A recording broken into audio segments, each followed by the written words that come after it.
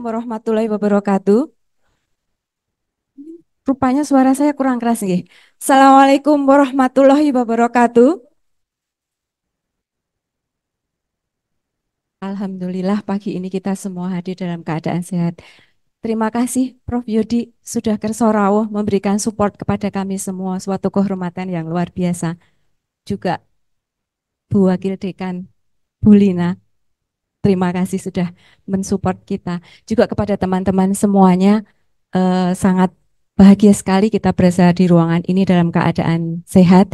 Hari ini dari panitia saya mendapatkan judul yang luar biasa, yaitu mengenai angiopati diabetik yang mungkin selama ini dalam seminar-seminar eh, tidak banyak dibicarakan. Tapi sebenarnya ini adalah merupakan suatu proses yang sangat berperan bagaimana akan menjadi komplikasi pada pasien-pasien diabetes kita. Sebelumnya ini saya tuh baru menyadari kalau teman-teman saya tuh ternyata lucu-lucu. Saya baru sadar sekarang.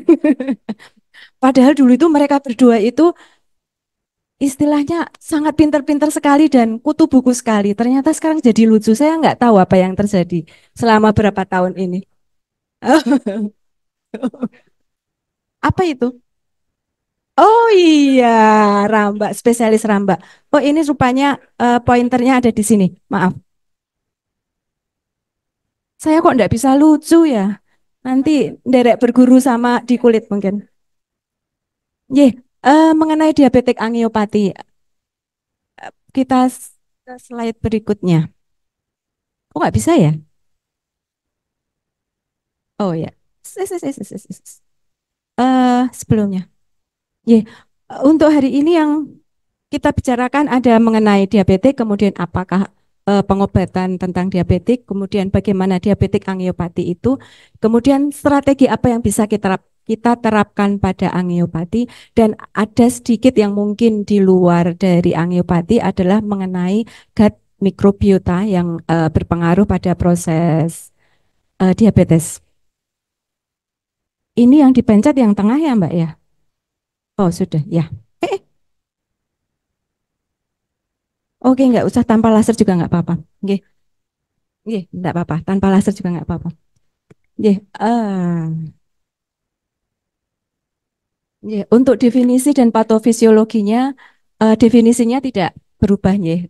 DM adalah suatu kelompok penyakit metabolik yang karakteristiknya adalah hiperglikemia yang kronis.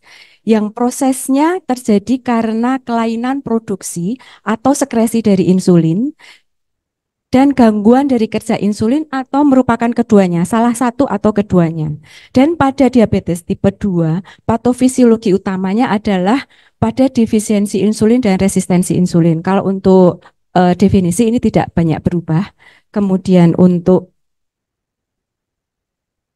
diagnosisnya kita masih sama menggunakan diagnosis yang ini di mana pemeriksaan glukosa plasma puasa adalah lebih dari 126 dalam keadaan puasa tanpa asupan kalori paling tidak selama 8 jam. Atau pada pemeriksaan glukosa plasma lebih dari 200 pada pembebanan tes toleransi glukosa 75 gram setelah 2 jam. Atau bila sewaktu-waktu kita memeriksa glukosa plasma, kita temukan lebih dari 200 disertai dengan keluhan klasik. Kalau keluhan klasik, saya rasa kita semua tahu ya, yaitu polifagi, polidipsi, poliuri, kemudian penurunan berat badan, itu merupakan tanda klasik dari diabetes. Untuk yang prediabetes, tentu saja yang di bawah itu apabila glukosa puasanya antara 100 sampai 125 atau TTGO-nya 140 sampai 199.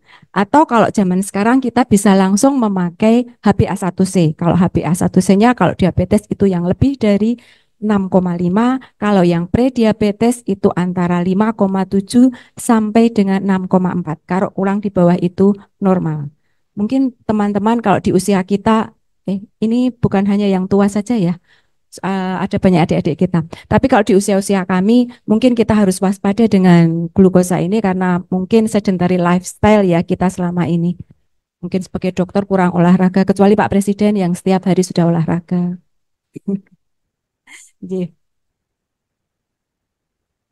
Sebagai pendahuluan ini kita lihat bahwa diabetes complication ini ada banyak sekali. Sayangnya nggak ada pointer, bisa terjadi stroke, bisa terjadi heart attack, bisa ada kena ginjal menjadi diabetic kidney disease, bisa terjadi peripheral neuropati, glukom, diabetic foot, dan lain-lain. Dan yang sangat sedih adalah bahwa 50% dari pasien DM itu baru terdiagnosis setelah muncul komplikasi yang cukup berat. Yang ini mungkin tugas dari teman-teman yang ada di PPK 1 bagaimana melakukan screening bagi pasien-pasien kita agar kita bisa early detection untuk pasien yang diabetes ini. Dan sayangnya lagi kurang dari 33%, artinya kurang dari sepertiga yang dapat terkendali dengan baik mencapai target HbA1c yang ditetapkan oleh Perkenik kurang dari 7%. Dan ini tugas kita bersama. Kemudian bagaimana patofisiologinya? Mungkin kalau pada saat awal kita kuliah dulu, zaman dulu saya maksudnya, bukan teman-teman, itu kita lebih banyak menyoroti pankreas sebagai penyebab dari diabetik. Ternyata saat ini sudah berkembang, ada 11 organ yang berperan dalam pengendalian gula darah ini. Tentu saja yang menjadi pusatnya adalah sel beta pankreas. Tetapi ternyata organ-organ lain itu mempunyai efek timbal balik yang saling mempengaruhi dengan sel beta pankreas. Misalnya sistem imun, di mana ketika ada inflamasi dia akan berpengaruh kepada sel beta pankreas untuk mengurangi produksi insulin sehingga gula naik. Tapi demikian juga pada saat terjadi hiperglikemi, sel betanya tidak bekerja, maka inflamasinya juga akan berjalan. Ini merupakan hubungan yang timbal balik. Demikian juga pada organ-organ yang lain seperti pada sel lemak, kemudian pada otot, pada hepar, pada otak, kemudian pada kolon. Pada ini di mana biasanya ada abnormalitas dari mikrobiota yang nanti mungkin ada pembicara berikutnya, Prof. Rina yang luar biasa yang sudah berkiprah di internasional yang akan membahas khusus mengenai mikrobiota. Ternyata beberapa organ ini mempunyai efek yang timbal balik kepada sel beta pankreas sehingga menyebabkan hiperglikemia. Kemudian juga ada organ-organ lain seperti lambung, kemudian sel alfa pankreas di mana terjadi pengaruh terhadap sekresi glukagon, kemudian juga ada pada ginjal, pada usus halus, yang semua ini akan berpengaruh pada keadaan hiperglikemia pada pasien-pasien kita. Dengan memahami proses patofisiologi ini, maka kita akan bisa memilih obat mana yang tepat kita berikan kepada pasien sesuai dengan kondisinya, juga sesuai dengan mungkin faktor ekonominya, mungkin faktor sosialnya, dan lain-lain.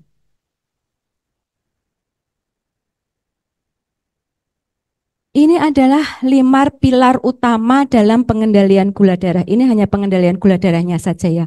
Yang pertama adalah pengaturan pola makan. Pengaturan pola makan mungkin yang sudah terkenal kita dengan 3J. Jam, jenis, dan jumlah. Jamnya bagaimana kita membuat supaya pasien itu asupan makanannya itu teratur. Kemudian jumlahnya seberapa kalori yang dibutuhkan oleh pasien.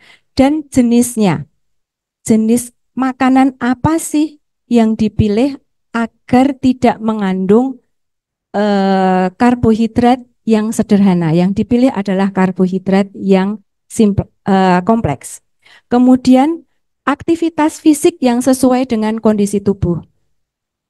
Kalau pasiennya normal, apa sih yang disarankan? Misalnya berjalan 30 menit setiap hari. Kalau pasiennya stroke, olahraganya apa sih? Kalau stroke kan tidak mungkin ya diminta lari atau jalan. Kemudian terapi farmakologis yang sesuai.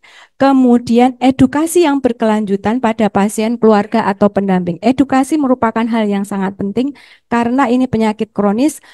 Seringkali ada waktunya mental pasien itu up and down. Jadi bagaimana kita bisa memotivasi, tapi juga bagaimana kita memberikan semangat bagi pasien-pasien dengan yang penyakit kronis. Yang terakhir adalah pemantauan glukosa darah. Jadi ada beberapa pasien yang taunya kalau sudah dapat obat diabetes ya dia harus makan obat itu terus dengan dosis yang tepat tetap sehingga dia membeli sendiri tanpa ada pemantauan gula darah maupun pemantauan komplikasi.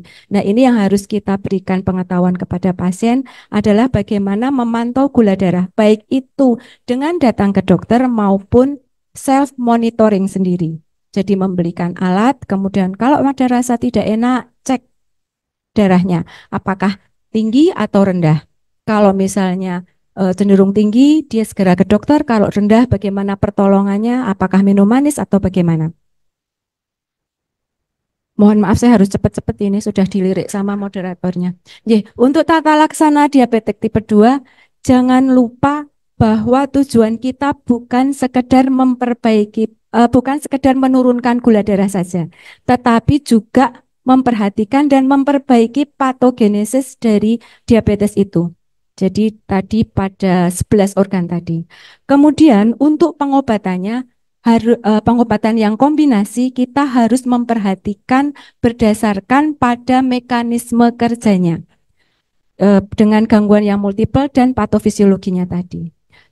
Dan yang terakhir, sebaiknya dimulai sedini mungkin agar bisa memperlambat progresivitas dari penyakit. Kemudian caranya bagaimana? Ya seperti tadi, atur pola makan, aktivitas fisik, terapi sesuai dengan yang dibutuhkan, dan jangan lupa untuk screening komplikasinya. Ini adalah gambar yang mungkin sangat terkenal ya, bagaimana kita mengadakan pendekatan multifaktorial untuk mencegah komplikasi dari diabetes. Yang sangat penting adalah sebagai pondasinya atau di sebelah dasarnya adalah lifestyle modification dan diabetes education. Bagaimana kita menjelaskan kepada pasien untuk dia menyadari tentang penyakitnya dan bagaimana mengubah pola hidupnya. Mungkin kalau yang biasanya kemana-mana naik sepeda motor disarankan untuk jalan kaki. Yang biasanya naik lift nanti jadi naik tangga, harapannya ngirit listrik. Kemudian ada pilar-pilar yang akan menyokong untuk mengurangi komplikasi. Yang pertama adalah glycemic management atau mengontrol gula darah. Jangan sampai terlampau tinggi, tapi juga jangan sampai menjadi hipo. Kemudian tidak lupa adalah blood pressure management. Selain memperhatikan gulanya, juga harus mengontrol tekanan darah. Kemudian lipid management, mengontrol agar kadar gulanya, kadar kolesterol trigliseridnya sesuai target. Dan yang terakhir adalah bagaimana kita memilih agent yang mempunyai benefit selain menurunkan gula darah, juga mempunyai efek proteksi terhadap kardiovaskular maupun terhadap ginjal. Harapannya dengan semua ini kita jalankan, maka akan mengurangi komplikasi akibat diabetes. Untuk terapi farmakologisnya saya lewati, hanya message-nya adalah bagaimana kita memperhatikan cara kerjanya dan efek sampingnya. Jangan sampai kita memilih obat yang akan menimbulkan efek samping yang tidak kita kehendaki. Misalnya untuk metformin ya jangan diberikan pada pasien dengan gangguan ginjal atau dengan kenaikan kreatinin. Yang kita perhatikan itu. Kita lewati, nanti bisa dilihat di pelataran sehat untuk detailnya bagaimana kita memilih. Untuk insulin kita semua sudah tahu, untuk indikasi klasiknya adalah untuk diabetes tipe 1, untuk krisis hiperglikemi, kemudian pada kondisi critical ill, kemudian pada infeksi yang berat, kemudian pada diabetes dengan berat badan kurang atau kurus, atau yang dengan kendali gula yang buruk. Kita mulai dengan intinya, yaitu diabetik angiopati. Ini adalah manifestasi patologis yang berupa aterosklerosis makrovaskular yang serta gangguan fungsi endotel mikrovaskular, penebalan pada membrana basalis dan juga mikrotrombosis. Pada hakikatnya sebenarnya ini bisa mengenai pada banyak organ, baik itu pada otak, pada mata, pada jantung, pada ginjal, kemudian juga pada arteri perifer yang pada prosesnya sama-sama terjadi bersamaan berupa makroangiopati di pembuluh darah yang besar dan mikroangiopati pada pembuluh darah yang kecil. Misalnya katakanlah pada jantung, itu makroangiopatinya terjadi pada arterinya, arteri dari koroner. Tapi pada miosit dari kardial sendiri juga terjadi mikroangiopati sehingga kerusakannya berjalan bersama-sama. Kemudian untuk menyingkat, pada kardiomiopati yang terjadi pada jantung, diabetic heart disease, itu dia bisa datang ke UGD dalam keadaan serangan jantung atau acute coronary syndrome, juga bisa dalam keadaan gagal jantung akibat dari diabetes. Jadi ketika teman-teman menemukan pasien dengan diabetes, mohon untuk diperhatikan kondisi ini sebaik. Demikian juga kalau misalnya ketemu pasien dengan ACS, jangan lupa untuk dicek gula darahnya. Kadang-kadang pasien itu tidak menyadari bahwa dia sebenarnya diabetes yang sudah lama. Lalu bagaimana strategi pengobatannya? Untuk yang terkena diabetes kardiak, itu pengobatannya harus komprehensif dan kontrolnya harus agresif terhadap faktor risikonya seperti gula darah, tekanan darah, lipid. Pilihan obatnya itu yang terutama adalah metformin yang bisa dikombinasikan dengan penurun glukosa yang lain. Kemudian untuk kombinasi dari metformin dengan GLP-1 reseptor antagonis ataupun SGLT2 inhibitor ini ternyata mempunyai efek untuk mengurangi kejadian kardiovaskuler. Kemudian juga yang terjadi komplikasi gagal jantung, maka metformin dengan kombinasi dengan SGLT2 inhibitor akan menurunkan risiko rawat inap dan kematian. Kemudian GLP-1 reseptor antagonis dan DPP-4 inhibitor itu juga ternyata memberikan beberapa manfaat kardiovaskuler tetapi tidak mengurangi rawat inap akibat gagal jantung pada pasien diabetes. Ini adalah menurut penelitian sehingga mungkin teman-teman akan bisa memilih obat mana yang tepat apabila ada komplikasi pada kardialnya. Kemudian di otak bisa muncul sebagai stroke yang nanti juga mungkin akan lebih diperdalam oleh pembicara kedua. Kemudian bisa terjadi gangguan kognitif, kemudian demensia, depresi, dan lain-lain. Yang ini tentu saja akan sangat mempengaruhi quality of life dari penderita. Prosesnya sama dengan yang lainnya, terjadi angiopati di otak. Kemudian strategi pengobatannya itu terutama adalah menargetkan pada endotel mikrovaskular otak dan blood-brain barrier. Kemudian bagaimana meningkatkan fungsi mikrovaskular, peradangan saraf, dan harus diberikan agen antiplatelet. Jadi kalau misalnya pasien itu sudah mempunyai riwayat TIA misalnya, jangan lupa untuk memberikan antiplatelet. Kemudian bagaimana mempertahankan kadar gula darah. Tetapi harus diingat penurunan gula darah yang sangat drastis apalagi kalau sampai dia terjadi hipoglikemi, maka ini akan menyebabkan gangguan kognitif juga. Jadi kita mesti hati-hati. Kemudian beberapa obat yang bisa melewati blood-brain barrier adalah metformin, pioglitazone, GLP-1 inhibitor. Kemudian metformin ini juga memperbaiki gangguan kognitif yang terjadi karena stroke dan Alzheimer, juga mencegah demensia dan lebih efektif dibandingkan sulfonylurea. Hanya memang metformin kemampuan untuk menurunkan gulanya tidak sekuat dari obat-obat lain karena sifatnya insulin sensitizer. Pioglitazone juga mengurangi risiko demensia. Sudah hampir habis ya? Saya kasih ekstra 7 menit untuk Oke, saya cepat aja. GLP-1 juga mempunyai efek yang baik, SGLT2 juga mempunyai efek pelindungan kardioginjal, dan ini glibenclamide, obat yang old ya, old medicine yang dulu banyak. Hanya sayangnya ini bentuk yang intravena yang disarankan. Di tempat kita mungkin nggak ada, adanya yang bentuk oral. Untuk DKD atau diabetic kidney disease, kita lewati. Yang penting adalah strategi pengobatannya, bagaimana kita mengendalikan gula darah dan tekanan darah dengan sistem renoangiotensin. Kemudian bagaimana kita memperbaiki hiperlipidemia, hipertensinya, dan asam uratnya. Dan pilihan yang mempunyai efek renoprotective adalah SGLT2 inhibitor.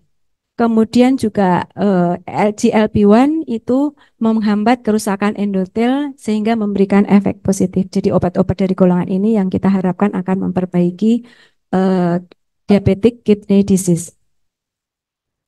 Kemudian untuk diabetik retinopati ini dapat diperbaiki dengan laser dan suntikan antibodi pada vitreous. Kemudian vaskulopati perifer diabetik atau DPVD itu yang ditakutkan pada kondisi ini adalah risiko amputasi yang kalau udah amputasi itu pasiennya traumatik biasanya, sehingga ini sangat penting kita perhatikan. Yang sangat perlu ditekankan untuk vaskulopati perifer diabetik adalah perawatan dan perubahan gaya hidup. Kemudian bagaimana kontrol glisemik yang normal.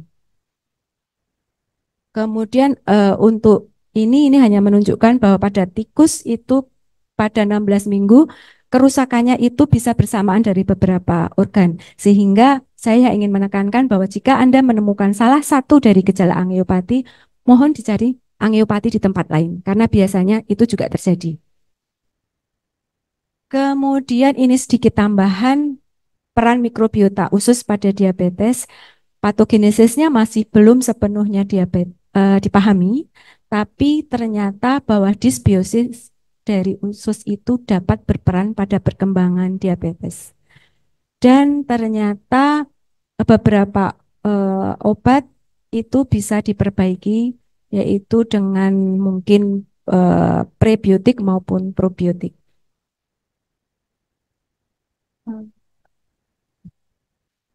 Metformin sekali lagi obat yang murah itu ternyata juga memperbaiki disbiosis pada usus ini.